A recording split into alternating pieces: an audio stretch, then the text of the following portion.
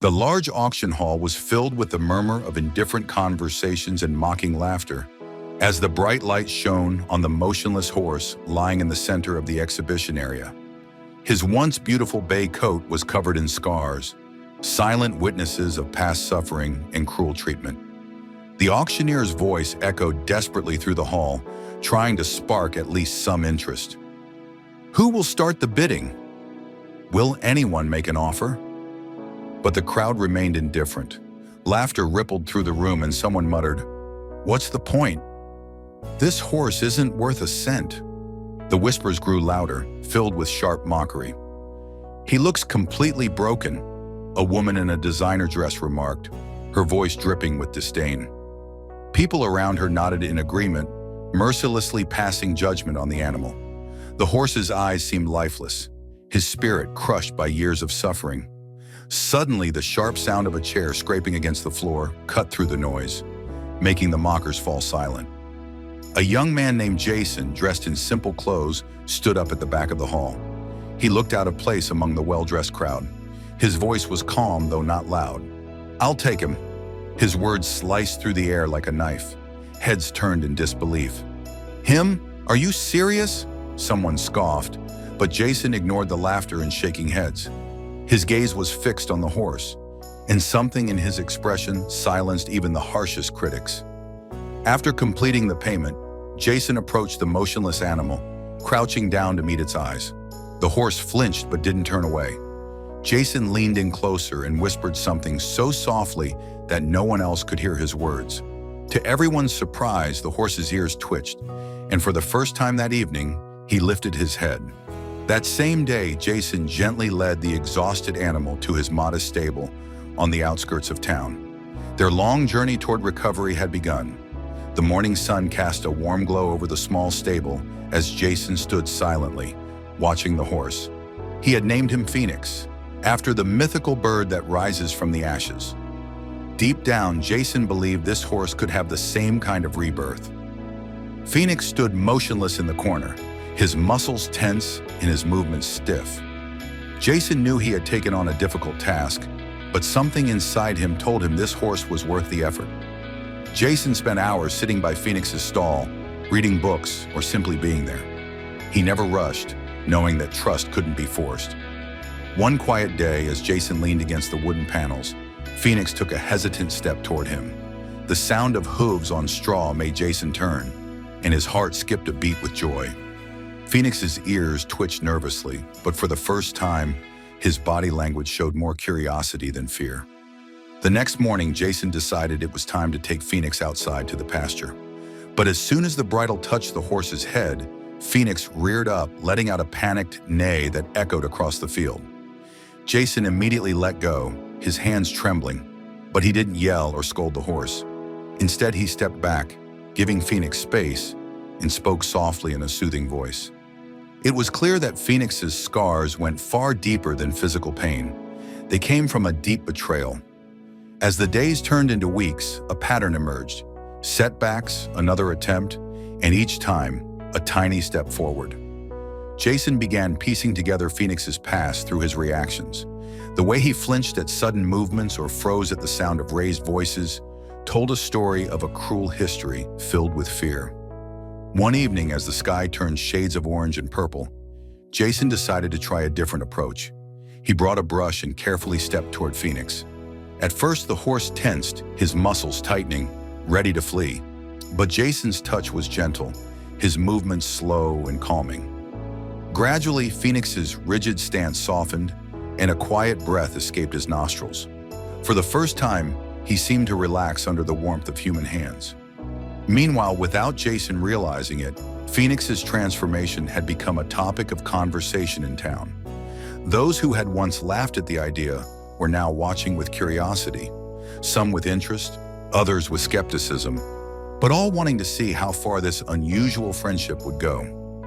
One day, Jason decided to test Phoenix's limits. He led the stallion out onto the open pasture.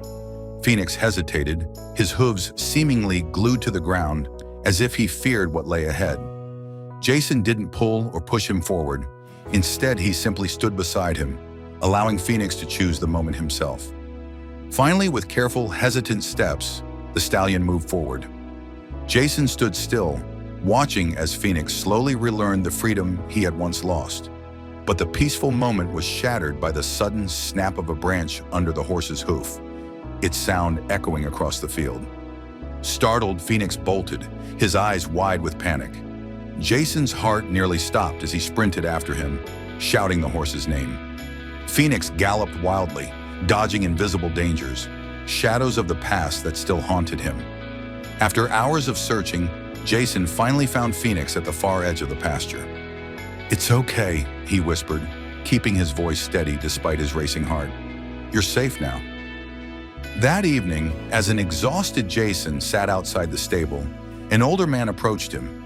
It was Mr. Grayson, the former owner of a nearby ranch, who had been quietly observing Jason's efforts. "You have a kind heart, son," the old man said in a voice roughened by age. "But you can't fix what's broken if you don't understand where the cracks are." He paused before continuing. "That horse has seen and lived through things you can't even imagine. If you really want to help him, you need to learn where he came from." Mr. Grayson's words stayed with Jason long after the old man left. That night, sleep wouldn't come.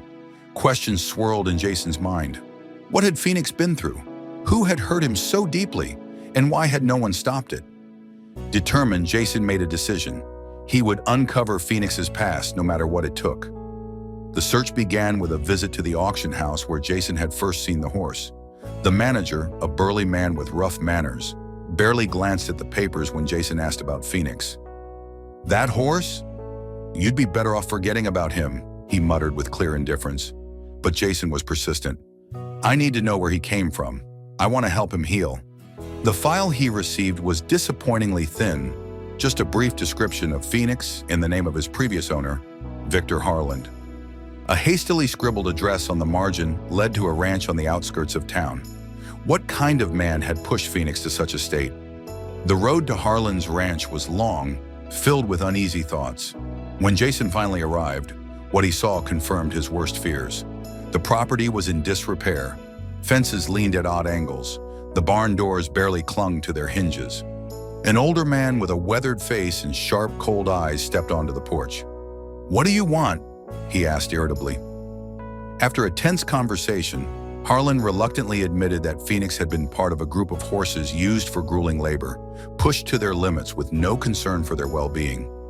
"He just wasn't strong enough," Harlan said dismissively, as if that justified the cruelty. Before leaving, Jason asked one final question. "Why did you send him to auction instead of putting him down?" Harlan hesitated, his gaze flickering. "I thought maybe someone would see something in him that I didn't," he muttered, a trace of guilt in his voice. Jason left the ranch with even more questions, but one thing was clear. Phoenix had endured more than anyone could have imagined. Back at the stable, Jason sat beside Phoenix for a long time, gently running his fingers through the horse's mane. "I know what you've been through," he said, pouring all his emotion into the words. "And I promise, you'll never go through it again." For the first time, something flickered in Phoenix's eyes, something that resembled trust, a silent understanding between two souls. One evening, as Jason brushed Phoenix under the soft glow of the stable lights, he noticed something he hadn't seen before. The stallion leaned into the brush, his eyes half closed in an expression that could only be described as bliss. For a moment, it seemed as if Phoenix had finally let go of some of the heavy burden he had carried for so long. Just as Jason allowed himself to feel joy over Phoenix's progress, a sudden knock on the barn door shattered the evening quiet. Turning toward the sound, he saw a tall stranger standing in the doorway, his figure outlined by the moonlight streaming in from outside. The man stepped forward, his boots crunching against the straw. "You must be Jason," he said in a deep, confident voice. "I've been looking for this horse." Jason froze. "Who are you?" he asked cautiously. "I'm someone who knows what this horse is truly capable of," the stranger replied, his sharp gaze moving over Phoenix before settling back on Jason. "My name is Carter. I worked with Victor Harland. This horse isn't just any stallion. He was part of a special endurance training program. But Harlan, he crossed the line." Jason felt his pulse quicken. "Why are you here?" he asked, keeping his voice firm. Carter's expression softened slightly. "He's special, you know. far more valuable than Harlan ever realized. But he's also deeply damaged. Horses like him, they don't always come back from that. Jason instinctively stepped in front of Phoenix, a protective stance. He is recovering right now. I don't need your judgment or doubt. Carter raised his hands in a calming gesture. Relax, kid. I'm not here to take him. I just thought you deserved to know the truth. Carter's story filled in many gaps in Phoenix's past. The stallion had been bred for endurance racing, but had been pushed beyond his limits in merciless training sessions.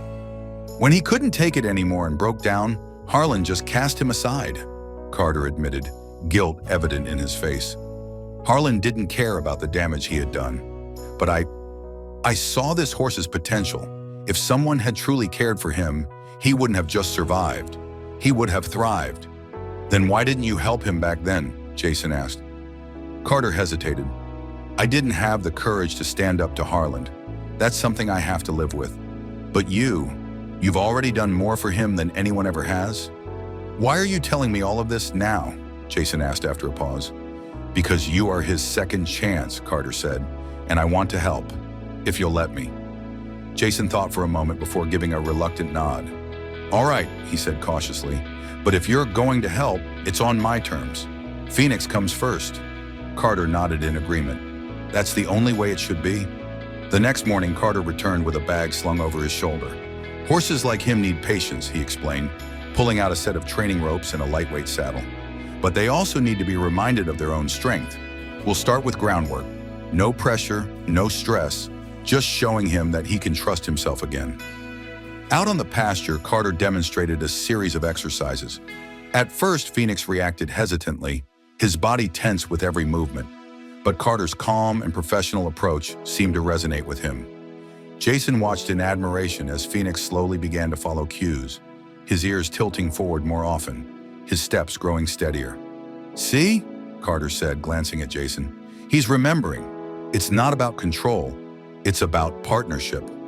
Jason absorbed every detail, eager to learn as much as possible for Phoenix's sake. But with progress came new challenges, memories triggered by sudden noises or unfamiliar situations. One day, Carter approached Jason with a thoughtful look. There's something else you need to know, he said. Phoenix wasn't just trained for standard endurance races. He was prepared for high-level professional competitions. And if you truly want him to heal, he needs to face the racetrack again. Not to compete, but to prove to himself that he can. The thought of bringing Phoenix back to the place that had caused him so much pain felt wrong to Jason. I'm not sure he's ready, he admitted, his heart heavy with uncertainty. Carter placed a reassuring hand on his shoulder. You'll know when the time is right, but remember, this isn't about the past anymore.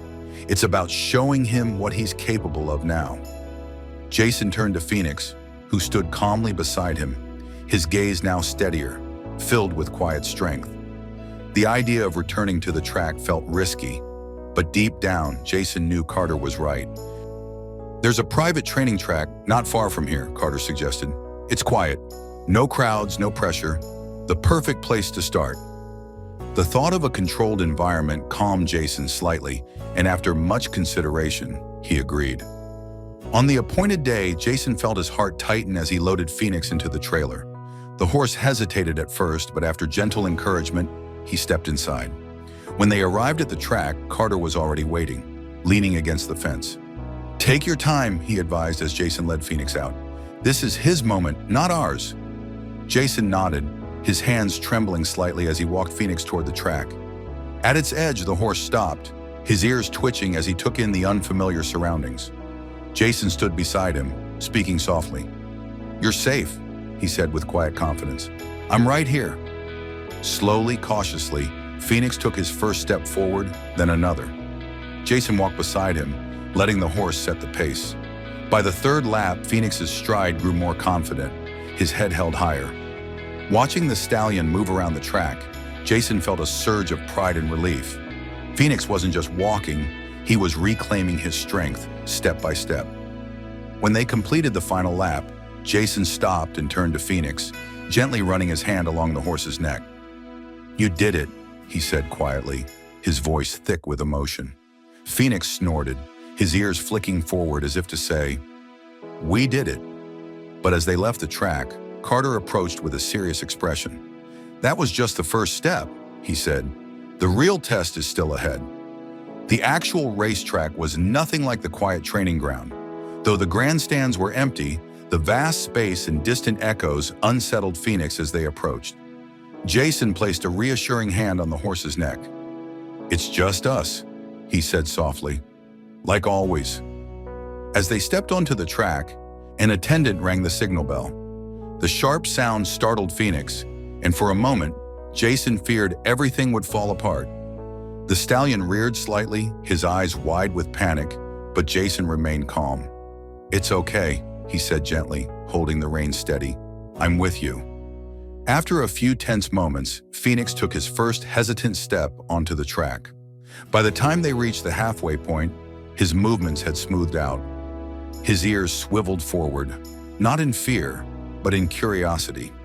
In the weeks that followed, word of Phoenix's remarkable transformation spread beyond the town. People who had once mocked Jason's efforts now spoke of Phoenix with admiration, calling him a symbol of resilience. One morning, as Jason stood by the stable watching Phoenix graze peacefully in the pasture, Carter approached with a thoughtful look. "You've accomplished more than I ever thought possible," he admitted. "But what's next for you and Phoenix?" Jason turned, his gaze resting on the stallion. "I don't think it's about what's next for me," he replied. "It's about what Phoenix wants. He's earned the right to choose his own path." At an event celebrating Phoenix's recovery, a small boy approached Jason. "Is it true that he was broken before?"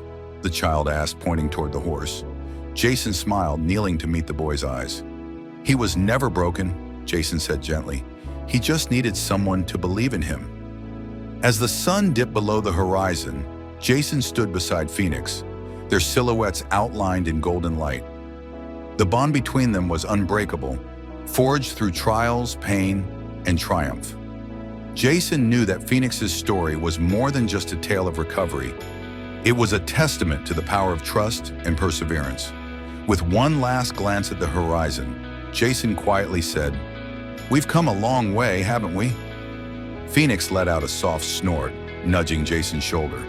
Phoenix's story is a reminder that true worth isn't always visible at first glance. The long, painful road to recovery had paved the way for future triumphs. Ahead of them lay the very tracks, the very competitions that once seemed lost forever.